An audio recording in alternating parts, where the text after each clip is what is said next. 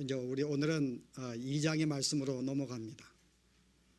여러분 내용을 여러분들이 아시겠지만은 1장과 2장은 배경이 틀립니다. 1장은 이제 그 솔로몬과 술람미가 살고 있는 왕궁을 배경으로 하였다면은 2장은 이제 산과 골짜기 들을 배경으로 내용을 전개합니다. 무슨 말인가 하면은 이 아가서의 내용이 어떤 이 시간적으로 배열된 것이 아니라는 것입니다. 어느 한 주제를 교훈하기 위해서 거기에 필요한 사건들을 꺼내어서 그냥 배열한 것입니다. 그래서 오늘의 2장은 이제 우리 배경이 산과 들이기 때문에 거기에 사용되는 나무라든지 꽃이라든지 짐승들을 비유하여 이제 솔로몬과 술람미의 사랑을 고백하는 그런 내용을 볼 수가 있습니다. 그래서 오늘 여기 나타난 이 꽃들, 짐승과 나무들은 뭘 말하고 있는지, 뭘 비유하고 있는지를 또 함께 살펴봐야 됩니다. 자, 1절의 내용이 뭐죠? 나는 샤론에 수선하여 그 다음에 골짜기에 백합하다. 여기에 수선화는 우리 옛날 분들은 잘 모르겠는데 장미를 말합니다. 나는 들판의 장미요, 샤론의 장미요, 그 다음에 골짜기에 백합하다. 뭘 말하는 거예요? 술람 여인이 자기를 아름답다고 말하는 걸까요? 그런 내용이 아닙니다. 여러분 실제 우리가 지난 시간 배웠던 내용, 우리가 이제 왕의 그 잔치상에 술람 여인이 참여했고 그 풍요로움을 경험하면서 신랑의 풍요로움과 나를 왕으로 삼으신 그 사실에 감격해서 이제 신랑을 찬미하고 찬양하는 그런 내용이 나옵니다. 근데 오늘 그 이어서 이 내용은 그런 엄청난 신랑을 만나고 보니까는 자기의 실체를 발견하게 되는 거예요. 내가 어떤 존재라고요?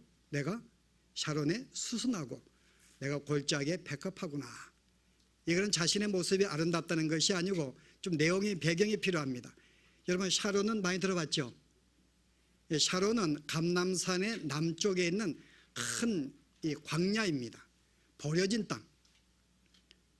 그 여기에 이제 4월이 되면은 수많은 야생화 꽃들이 피는데 그 가운데 특별히 백합화라든지 어떤 얘기 수선화가 냄새가 그렇게 좋다 그래요. 그 다시 말해서 이스라엘의 들판에 가면은 흔히 볼 수 있는 꽃들입니다. 무슨 말이에요? 나는 하나님을 내가 만나고 보니까는 나의 신앙, 나의 모습이 발견되는 내가 아무것도 아니구나. 내가 이런 존재구나. 나는 마치 그냥 들판에 널려 있는 꽃과 같은 존재라는 것입니다. 나는 보잘것없는, 여러분 이게 주님을 만난 자의 첫 번째 신앙의 고백이에요. 오늘 여러분이 이 사건은 이 전체 주제가 뭔가 하면은 술람미 여인이 신랑을 이제 솔로몬을 만나서 점점 왕비화가 되어가는 내용을 전개하고 있는 거예요. 처음에는 얼마나 촌스럽고 정말 시골댁의 여자였는데 신랑을 만나 점점 궁중에 어울릴 수 있는 점점 화려하고 우아한 그런 여자의 모습으로 점점 갖춰가는 그런 내용입니다. 자, 그렇다면 오늘 처음 내용은 처음 이제 궁정에 들어간 너무나 촌티가 나는 그런 여인의 모습을 그리고 있는 거예요. 내가 궁정에 들어가 보니까는 너무 자기가 촌스러운 거죠. 마치 거기 있는 모든 여성들은 화려하게 아름답게 화장을 하고 옷을 입고 정말 아주 귀태가 나게 보이는데 거기에 비해 자기의 모습은 아무것도 아닌 것입니다. 그 주님을 만났을 때 첫 모습이 그런 거예요. 정말 영광스러운 하나님 앞에 내가 섰을 때 내가 이런 존재였구나. 정말 세상에 버림받아서 보잘것없는 그런 인간의 모습을 이제 이 여인이 발견하게 되는 거예요. 그런데 조금 더 내용을 발전시키면요, 단순히 내가 보잘것없는 들판의 꽃과 같은 그런 존재라만 고백하는 것이 아니고 거기에 특별히 자기가 어떤 존재로 부름받은지를 또 함께 고백을 합니다. 그것이 내가 골짜기에 백합화라는 거죠. 이 두 꽃은 여기에 지금 수선화나 또한 백합화는 들판에 광야에 있기 때문에 사람의 손을 타지 않는 것입니다. 그러니까 자연미가 있고 자연의 향기가 있어요. 그 내가 비록 들판에 있지만은 내가 하나님의 자녀가 되는 순간에 내가 어떤 존재인지를 발견하는 모습이에요. 바로 그 모습이 내가 백합화라고 고백하는 것입니다. 조금 더 설명할까요? 여러분 성경의 들판은, 이 광야는 뭘 의미하죠? 골짜기, 광야. 여러분 오늘 이 말씀은 다 우리가 지금 상징 비유하고 있는 거예요. 단순히 지금 밖에 있는 내용을 배경이 아니라 뭘 비유하고 있는지요? 자, 내가 지금 이 들판에 널려 있는 꽃이다 그럴 때 이 들판, 광야는 뭘 의미할까요?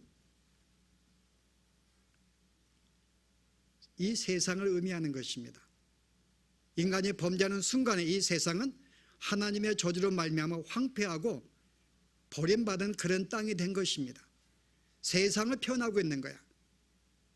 황폐하고 버려진. 그러나 그 가운데 내가 부름받아서 하나님 앞에 뭔가 향기롭게 냄새를 풍기는 그런 꽃이 되었다는 또 두 번째 신앙 고백이 있습니다. 첫 번째는 내가 아무것도 아닌데 이런 나를 세상에서 불러서 그들에게 구별된 하나의 존재로 만들어 주었구나. 바로 그 고백이 나는 장미요 백합화라는 것입니다. 스스로가 장미가 된 건 아니에요. 여러분이 예수님의 비유 가운데에서 이 열처녀 비유 혹시 아시는지 모르겠는데, 열처녀가 이제 밤에 신랑을 기다립니다. 이스라엘 백성들은 밤에 결혼식을 해요.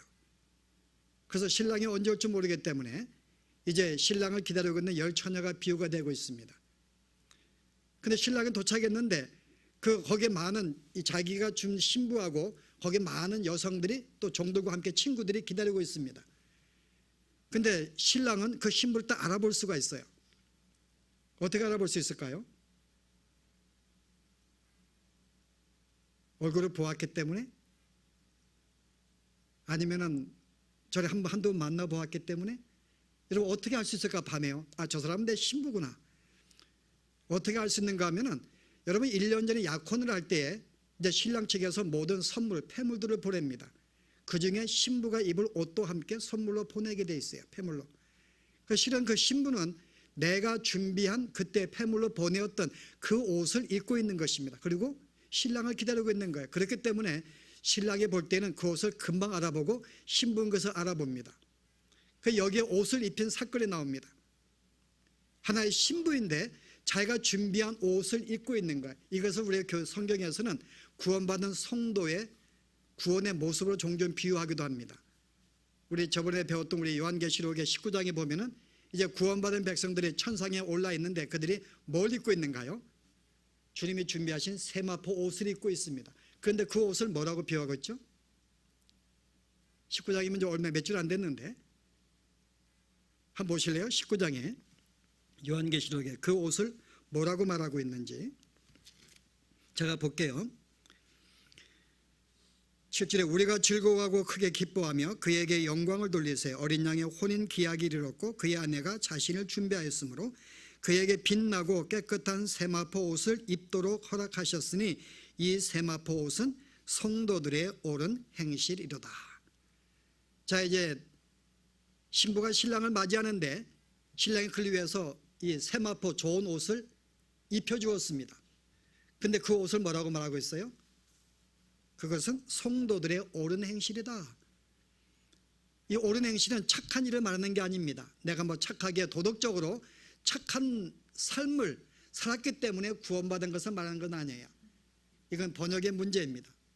원에 보시면은 여러분이 여기 있는 지금 옳은 행실은 두 가지의 단어로 되어 있어요. 디카요스네이, 이거는 의를 말합니다. 의롭다 그 말입니다. 그 다음에 하기오스, 거룩하다 그 말입니다. 그래서 신부에게 신랑의 옷을 하나 이렇게 주도록 입혔는데 그 옷은 뭐라고요? 하나의 거룩하고 의로운 옷을 입고 있다는 것. 누가 준 것입니까? 신랑이 우리에게 입혀준 옷이에요. 오늘 술람의 여인이 그거 고백하는 거예요. 나는 정말 들판에 있는 흔한 꽃과 같은 그런 존재인데 신랑이 나에게 당신의 피값으로 말미암아 나에게 거룩한 옷과 의로운 옷을 나에게 입혀 주었기 때문에 그것으로 신랑은 나를 예쁘게 본다는 거예요. 그거 고백하는 것입니다. 나는 이 세상의 죄악으로 말미암아 버려진 그와 같은 보잘것없는 그런 비천한 존재였고 황폐한 광야 같은 존재였지만은 그런 존재를 당신의 피값으로 나를 불러서 나에게 그의 의롭고 거룩한 옷을 입혀서 향기 나는 그런 존재로 자기를 만들어 주었기 때문에 나는 들판의 장미요 골짜기에 백합화로 고백하는 거예요.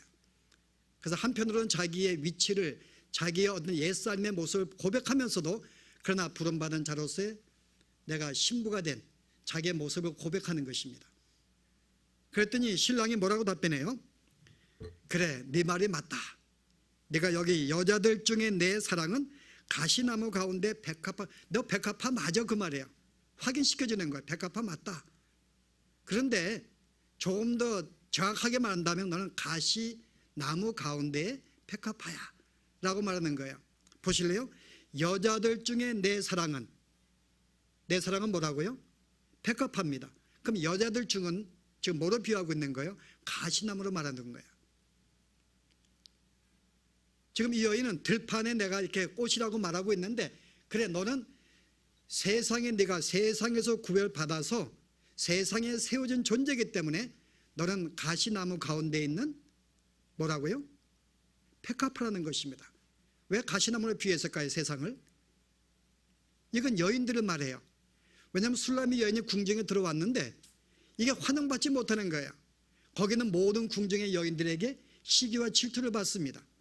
그 너무나 촌스럽기 때문에 그들이 이렇게 좀 멸시하기도 하고 거절하기도 하고 좀 손가락질 하기도 하고, 어떻게 저런 자가 어떻게 신부가 되었을까 라고 하는 여인들에게 수많은 공격을 당하고 있는 거예요. 그래서 일종의 그 모습을 여인들 중에 있는 네가 나의 한 여자인데, 이 여인들은 당시에 볼 때에는 궁중에 있는 여인들을 말합니다. 그인들에게 수많은 hin란과 공격과 비난을 받아요. 그래서 너무나 거기에 가시에 찔려서 마음이 아픈 거예요. 이 여인이 너무나 아픈 것입니다. 그럼 여기에 있는 지금 이 가시나무의 의미가 뭘까요? 그들에게 공격을 받아서 소외된 하나의 의미가 나타나요. 너는 지금 이 세상에 부름받았지만은, 성도들은 부름받는 그 순간, 하나님의 신부로 되는 그 순간에 세상에 어떤 존재가 된다고요? 그 전에는 그냥 들판에 그냥 그런 존재였어요. 그러나 그가 부름받아서 그들과 구별된 하나의 존재로 세움받는 순간부터는 세상에게 여러분도 동일하게 소외를 당합니다. 여러분 믿지 않는 가정 가운데 한 사람이 예수를 믿게 되면 부모에게 소외를 당하고 거절돼요. 핍박을 당합니다. 친구들도 마찬가지예요. 예수 믿는 순간에 그들에게 거절당합니다. 여기에 가시의 의무라고 쓴 것은 당시에 이 술람의 여인이 그 주위에 궁중의 여인들에게 공격을 받는 그거를 이렇게 의미를 주면서요, 마치 예수 믿는 사람들이 세상에서 그런 위치에 쓴다는 거죠. 그들에게 공격을 당하고 소외를 당합니다. 그 가시나무의 의미는 소외를 당하기도 하고 핍박도 의미해요. 그래서 오늘 여기 여인들이 앞에 우리 1장에 볼 때 그들이 계속 공격을 하였잖아요. 어떻게 저런 사람이 왕비가 되었을까? 좀 이제 왕비답게 좀 있어야 되는데 아무리 화장을 하고 옷을 입어도 그 모습에 갖추지 못하는 거예요. 그래서 계속 그들은 비난을 받는 것입니다. 여기 마음이 굉장히 이 여인이 상처를 입었죠. 그 소외를 당하면서 그들에게 핍박을 당하는, 이게 여러분 실제 예수를 믿는 성도의 첫 번째 모습입니다. 여러분이 주님을 만나는 순간에 내가 어떤 존재인지를 우리가 인식을 하게 되는데, 그 순간에 또한 세상에서 우리가 어떤 존재인지, 그들에게 부름받은 고기로운 정말 아름다운 신부가 되면서도 또 하나는 그들로 말미암아 이제 공격과 핍박과 거절을 당하는 우리의 어떤 현실, 우리의 현주소를 말하고 있는 것입니다. 지금 신랑이 그렇게 말하는 거예요. 네가 세상에서 부름받아서 나의 신부가 되었지만은 너는 이제 세상과의 관계는 가시나무와 꽃과 같은 관계가 될 것이다. 그들은 계속해서 너희를 공격하고 핍박하게 될 것이고 너희를 대적하여 넘어뜨리며 가급적이면 신랑에게서 떨어지게 만들 것이라는 것입니다. 이게 우리의 위치예요. 만약에 여러분들이 예수를 믿어도 전혀 어떤 환난과 핍박과 거절됨이 없다, 그럼 뭔가 문제가 있는 거죠. 여러분 세상에 나가서 분명히 예수를 안 믿든지 전혀 안 믿는 모습을 보이든지 둘 중에 하나입니다. 근데 분명하게 내가 예수를 믿는 순간에 이 신앙의 고백, 주님과의 그런 아름다운 관계가 이루어지게 되면요, 그 순간부터는 그전에 주님을 알지 못하는 자들은 이 세계를 이해하지 못하기 때문에 거절되고 핍박하고 그러는 것입니다. 그래서 우리는 거절되게 돼 있어요. 그런데 오늘 신부가 그 다음에 이제 그 신랑의 말을 듣고 하는 고백이, 그 다음에 3절의 고백이 있습니다. 뭐라 그래요? 내가 가시나무 가운데 백합하지만 그런데 남자들 중에 나의 사랑하는 자는, 자, 이제 많은 남자들 가운데에서 내가 사랑하는 솔로몬이 있습니다. 자, 그걸 뭐로 비유하죠? 숲풀 가운데 사과나무 같구나. 이 많은 남자들은 숲풀로 비유가 되고, 그 다음에 여기에 사랑하는 자는 사과나무로 비유가 됩니다. 여기 숲풀은, 이게 지금 이것도 번역이 잘못됐는데 영어 성경 보시면 뭐라고 나와 있어요? The trees of the forest. 숲 속의 나무들이라는 거죠. 그 많은 숲 속의 나무들 가운데에 내 사랑하는 사람은 그 중에 사과나무와 같다는 것입니다. 그래서 그 사과나무로 같은데 거기에 내가 그 밑에 앉아서 내가 거기서 쉬기 때문에 내 마음이 너무나 기쁘고, 또 그의 과실을 먹기 때문에 내가 너무나 달콤하고, 5절에 보았더니 그 사과로 말미암아 내가 굉장히 시원한 그런 상태에 살고 있다는 거예요. 이스라엘 가운데, 궁중 가운데서 많은 남자들이 있을 것입니다. 거기는 장관들도 있을 것이고 장군도 수많은 남자들이 있어요. 그러나 그 많은 남자들 가운데 나의 사랑하는 사람은 바로 사과나무라는 거야. 당신만이 유일하게 나에게 쉬는 그늘을 주고 나에게 뭐예요? 내 모든 마음의 갈증을 시원하게 만들어주는, 달콤하게 만들어주는 바로 그 사람은 당신밖에 없다는 것입니다. 여러분 그렇잖아요. 여러분 예수 믿을 때 아마 동일한 고백하지요. 우리가 예수를 믿기 전에는 내가 나에게 기쁨을 주고 나에게 힘이 될 수많은 사람들이 있었습니다. 그게 사람이 될 수도 있고 세상의 것들이 될 수가 있어요. 그게 나의 달콤함이었고 나의 위로였고 나의 휴식이었습니다. 근데 예수를 믿는 순간에 세상의 어떤 것도 나에게 위로가 되지 않아요. 나에게 힘이 안 됩니다. 나에게 기쁨이 안 됩니다. 오직 누구만이요?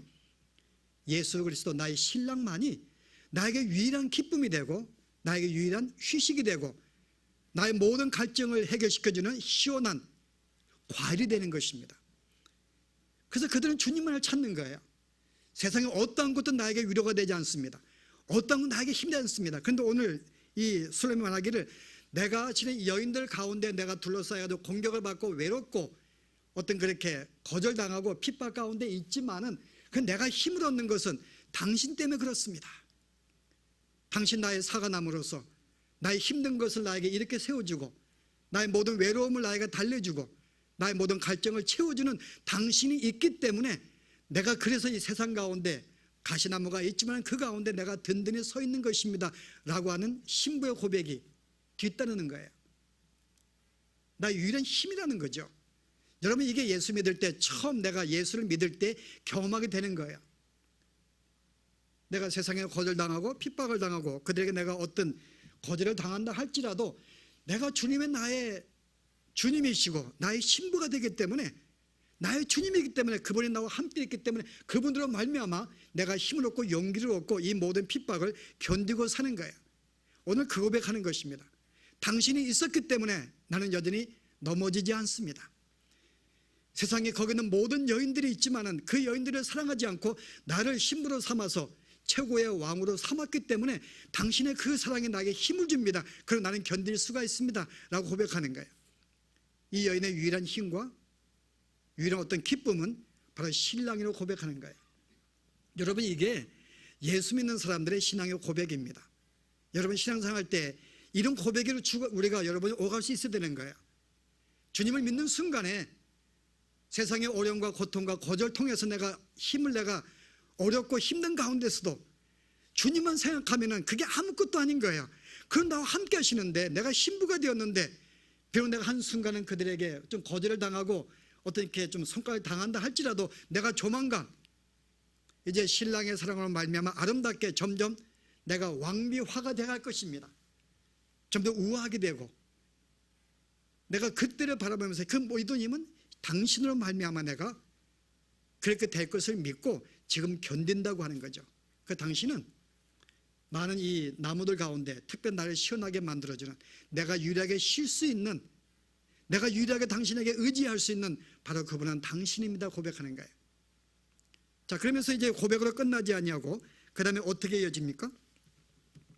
4절부터 4절과 5절은 이것은 여러분 강구하는 이제 그렇게 되어달라고 하는 신부의 기도의 내용입니다.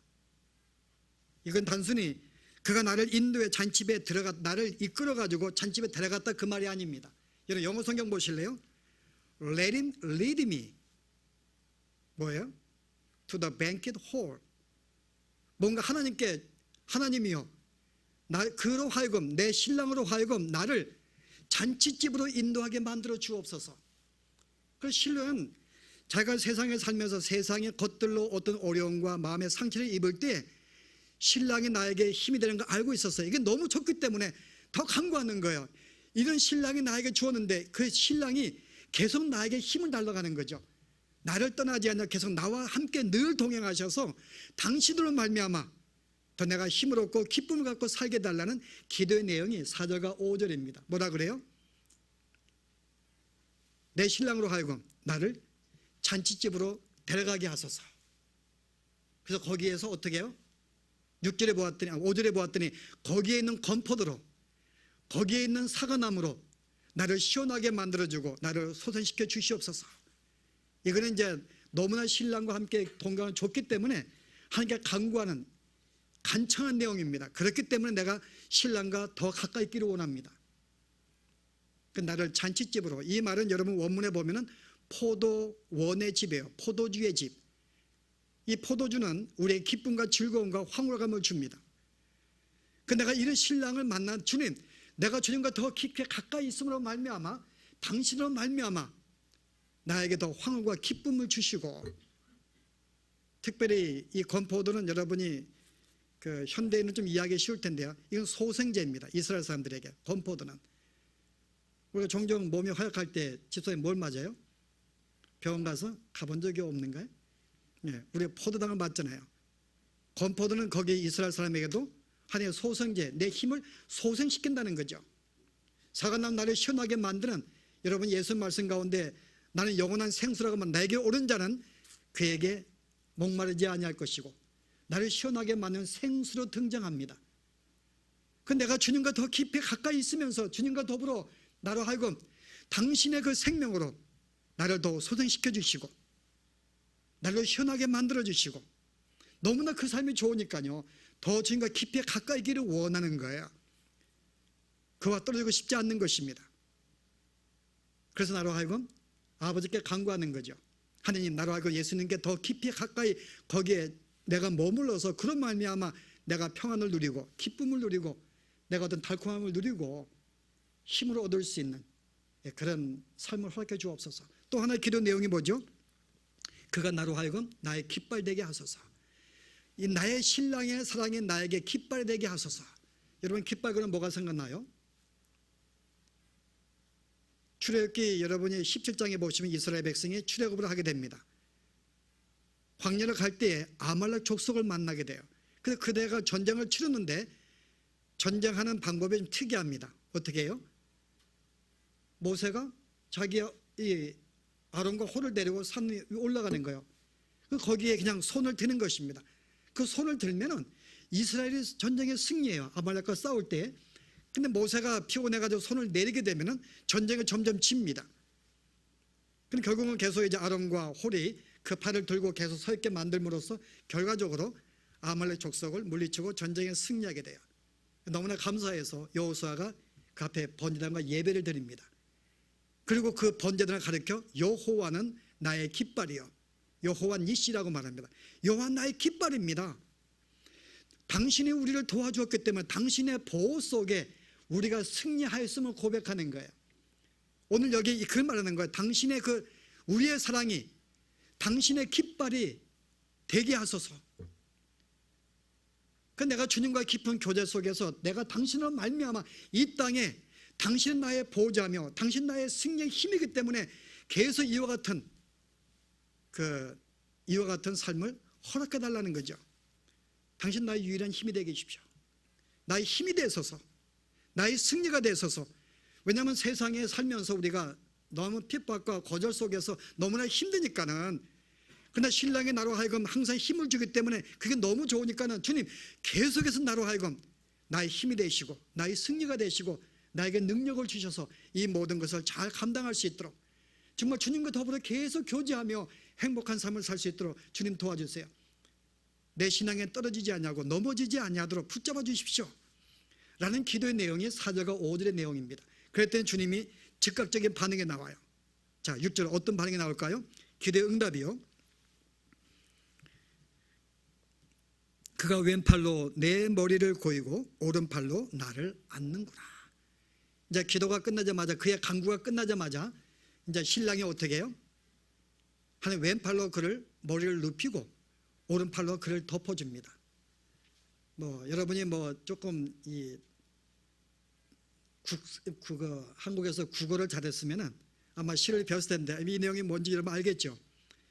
여러분 힘은 우리가 왼팔은 자기의 사랑한 신부를 이렇게 눕혀가지고 이렇게 안식을 주는 하나의 휴식의 손입니다. 오른팔을 덮는 거요. 그걸 보호해 주는 거예요. 신랑이 그 기도를 듣고 어떻게 해요? 그를 이렇게 쉬게 만들면서 그를 보호해 주는, 내가 그렇게 하고 있다는 거죠. 기도의 응답입니다. 그래서 우리가 주 앞에 기도할 때 주께서 우리의 기도를 들으시고 실제 우리에게 항상 힘을 주는 거예요. 세상에 살면서 여러 가지 역경과 힘든 가운데 있다 할지라도, 그래 거절되고 우리가 어떤 버림을 받는다 할지라도 주님은 나를 그냥 두지 않고 내 기도를 들으시고 어떻게 해요? 당신의 왼팔 날 안에서 나를 계속 쉼을 주고 어떤 이 쉼을 주시는 거예요. 그리고 그거로 끝나지 않냐고 당신의 오른팔 나를 안아서 항상 감싸주고 보호해 줍니다. 어떠한 공격이 온다 할지라도 당신의 사랑은 나를 덮어서 나를 힘을 나게 하고 모든 걸 지탱하게 만들어 주시는 거예요. 이게 기도의 응답이에요. 그건 너무 좋은 거죠. 그때 마지막에 뭐라고 고백해요? 너무나 좋으니까는 이 상태에 계속 있도록 내버려 두소서, 그 말입니다. 너무나 좋으니까 뭐라 그래요? 7절 볼까요? 예루살렘의 딸들아, 내가 노루와 들사슴을 두고 너에게 부탁하노니 내 사랑이 원하기 전에는 흔들지 말고 깨우지 말지니라. 주님의 은혜를 경험하였고 늘 간구하면서 그 사랑이 항상 나에게 넘치니까 너무 좋기 때문에 계속 이러한 삶을 살게 해주십시오. 주님은 나의 위로고 힘이 기쁨입니다. 주님과 늘 동행하면 살게 해주십시오라고 이야기하는 거야. 나를 깨우지 말라는 거죠.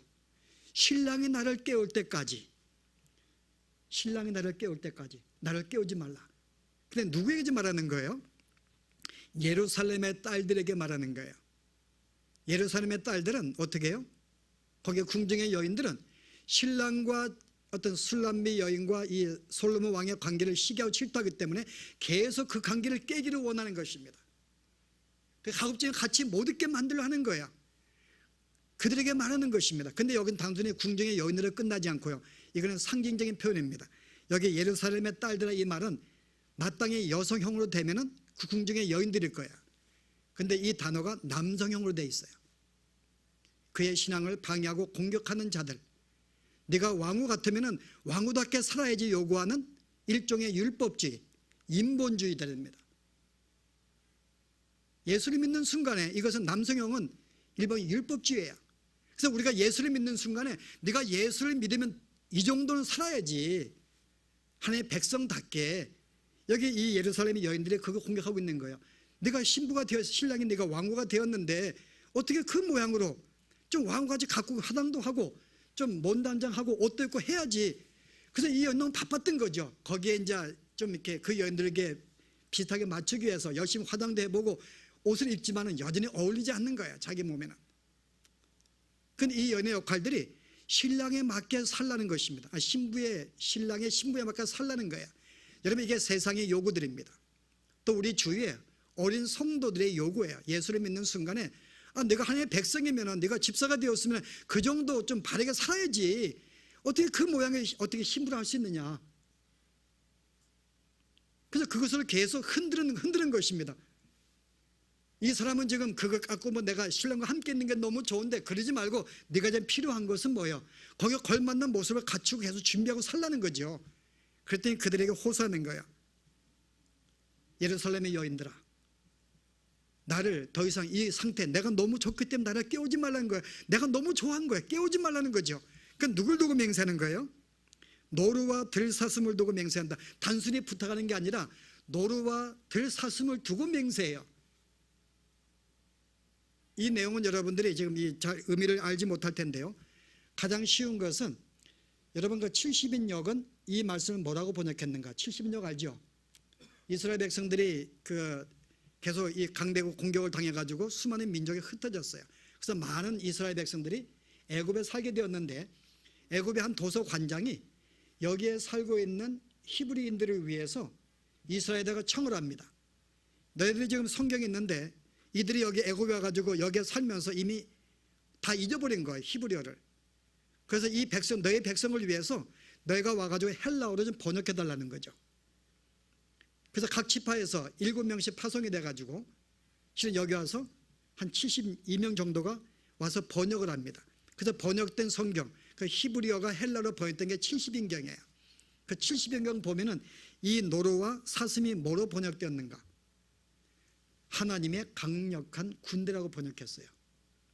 이 노루와 사슴들은 항상 때리기 때문에 수많은 무리들입니다. 그래서 이 수많은 무리들을 하나님의 군대야. 여기 특별히 노루는 하나의 그 강력한 신의 능력이라고 번역됩니다. 그래서 전체 이 노루와 사슴을 한마디로 번역하면은 강력한 하나님의 군대를 두고 내가 너에게 부탁하노니 그 말이에요. 왜 이 말을 들었을까요? 우리가 그 한국에 종종 그 생각해봤죠. 그 애들이 싸울 때 종종 자기 아버지의 백그라운드 두고 싸울 수도 있어요. 내 아버지가 만약에 정보부장이다. 야, 우리 아버지 누군지 알지? 하는 엄포하는 거죠. 내가 아버지 이렇기 때문에 너 나에게 이렇게 잘못하면은 내 아버지 너 가만히 안 둘 거야. 라는 엄포입니다. 그 하나님의 그 능력, 네가 만약에 나를 깨운다면은 너 이 하나님의 군대가 너 가만히 안 두고 하나님의 백을 듣고 위협 그 정도로 간절히 부탁하는 건 너무나 좋기 때문에 이 상태가 나를 도무지 건들지 방해하지 말라는 거죠. 이게 이제 주님을 만난 그 예수 믿는 자의 첫 번째 신앙의 고백들이 여기에 담겨 있는 거예요. 물론 이제 그 다음에 영혼이 잠들지 않습니다. 계속 그 상태가 좋아서 있지는 않아요. 마치 다윗이 여러분 시편에 84편에 보시면은 내가 하나님의 궁정을 너무 사모한다 그래요. 왜 사모해요? 내가 하나님의 궁정에 있는 그 하루가 다른 곳에 있는 첫날보다 낫기 때문에 너무나 하나님 품에 있는 게 너무나 좋으니까는 이 연이 고백하는 그것도 하는 거예요. 당신 너무 좋다는 것입니다. 마치 베드로가 그 이 변화산에서 주님을 그 만난 다음에 너무너무 좋아가지고 변화된 모습이 여기가 좋사오니 내가 주님을 위해서 엘리야 위해서 내가 텐트를 지겠습니다. 세상에 나갈 생각 안 하는 거예요. 그 처음 예수를 믿으면은 우리가 이런 고백을 합니다. 주님과의 이 만남, 이 하나됨, 이 교제가 너무나 좋기 때문에 거기에 푹 살고 싶은 거예요. 그러나 이제 거기에 얼마 살다가 신랑은 가만두지 않죠. 이제 그 다음에 신부를 깨워서 세상을 데려가는 모습이 그 다음에 전개가 되는데 어쨌든 우리가 그것은 그 다음에 문제입니다. 첫 번째 예수를 믿게 되면은 주님과의 교제가 주님과의 하나됨과 그분의 영광 속에 내가 참여해서 그분과 더불어 사는 것이 너무나 좋기 때문에 세상의 모든 일을 끊어버리고 그분과 살리는 그 마음이 있는 거예요. 여러분 그런가요? 여러분 이게 정상적인 성도의 모습이에요. 여러분 처음 우리가 주님을 믿게 되면은 세상의 그 어떤 것보다도 주님만으로 기뻐하고 즐거워하는 나의 유일한 위로가 힘이 되는 것을 모든 자가 고백을 합니다. 만약에 그렇지 않다면 아마 그분은 가짜 신부일 수도 있어요. 아니 우리 신랑이 얼마나 좋은지를 아직 발견하지 못할 수가 있습니다. 그러나 그 신랑이 너무나 좋은 거 알게 되면은 여러분 어떤 것도 나에게 기쁨이 안 돼요. 당신만이. 그래서 오늘 우리가 이 술람비 여인의 이 고백을 보면서 오늘 우리는 예수를 믿고 주님과 어떤 관계 속에 살고 있는가. 만약에 신앙의 초기라면 여러분들이 이런 마음을 물론 오래 믿어도 여전히 신랑과 가까이 있는 마음은 변치 않죠. 그런데 가장 기본적입니다. 정말 가장 우리가 기본적인 신앙의 모습은 이런 모습이에요.